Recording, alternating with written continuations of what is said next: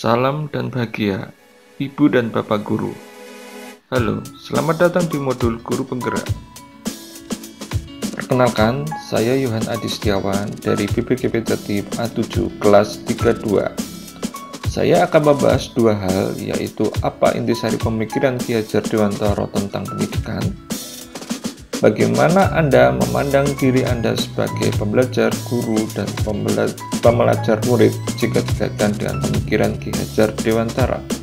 Kerangka pemikiran Ki Hajar Dewantara bahwa mencerdaskan kehidupan bangsa hanya mungkin diwujudkan dengan pendidikan yang memerdekakan dan membentuk karakter kemanusiaan yang cerdas dan beradab.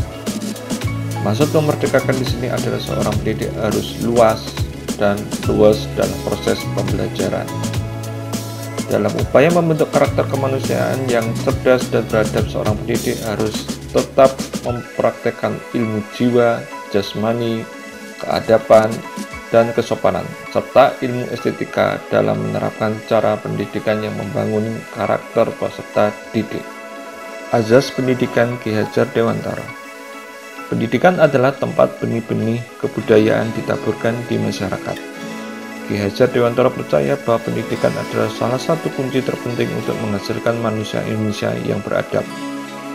Pendidikan merupakan tempat untuk mengamalkan dan mengembangkan nilai-nilai kemanusiaan yang dapat diwariskan atau diwariskan lagi.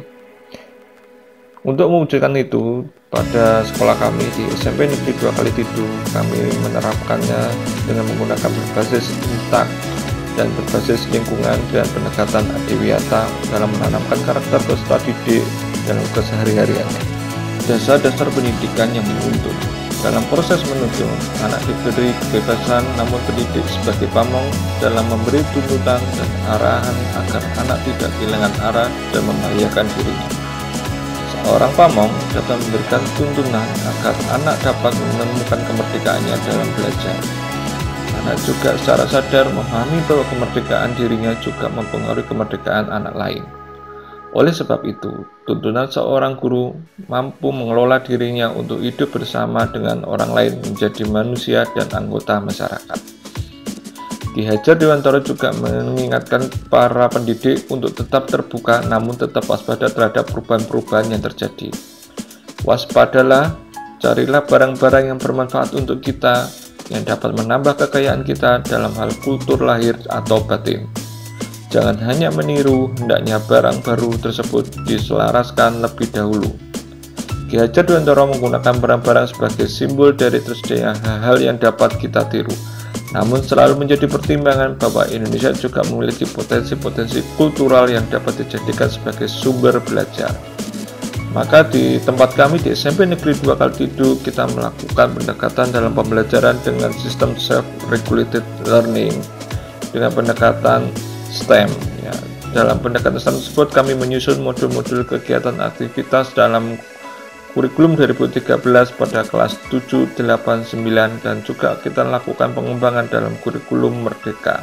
Dalam perancangan modul tersebut, kami juga tetap memperhatikan kearifan lokal yang ada di lingkungan sekolah, sehingga pemanfaatan penggunaan pembelajaran dalam modul yang telah kami rancang salah self-regulated learning dapat dimanfaatkan peserta didik dalam kehidupan sehari-hari. Kodrat alam dan kodrat zaman.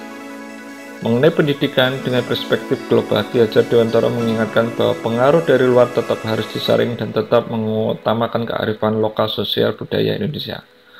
Oleh sebab itu, isi dan irama yang dimaksud oleh Ki Hajar Dewantara adalah muatan atau konten pengetahuan yang diadopsi sejatinya tidak bertentangan dengan nilai-nilai kemanusiaan dan konteks sosial budaya yang ada di Indonesia.